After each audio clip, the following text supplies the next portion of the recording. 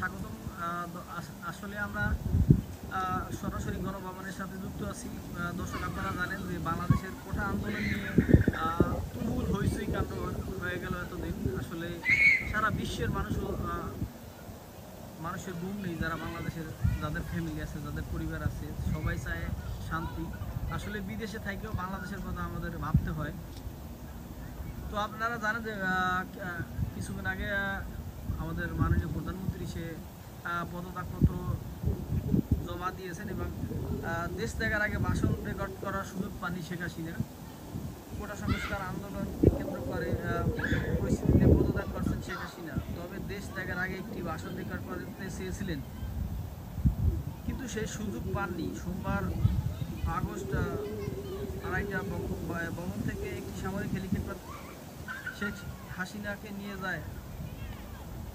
জানা গেছে ওই দিন বেলা 2:30টার দিকে বঙ্গভবন থেকে একটি সামরিক হেলিকপ্টারে শেখ হাসিনাকে নিয়ে উড্ডয়ন করেন।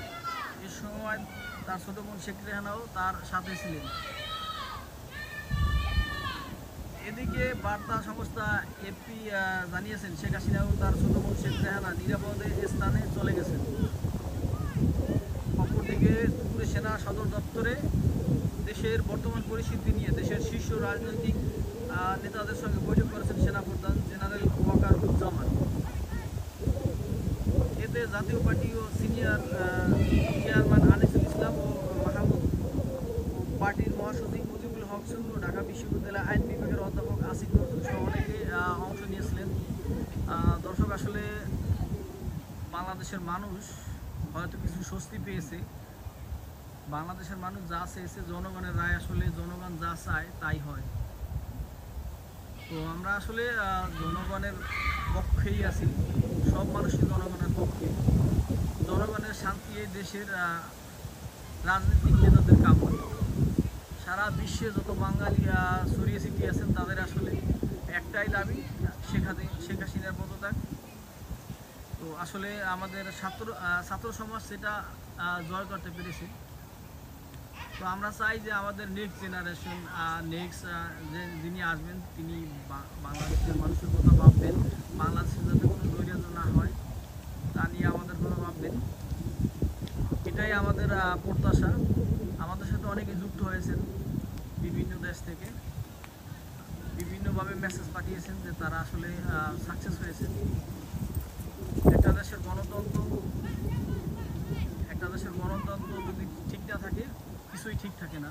তো আসলে আমরা চাই যে আমরা বিদেশের মাটিতে বসে যাতে আমাদের মা বোন ভাই বোন যারা আছে তারা সবাই শান্তিতে থাকুক, সবাই সুখে শান্তিতে থাকুক, যাতে দেশে কোনো নৈরাজ্য না হয়।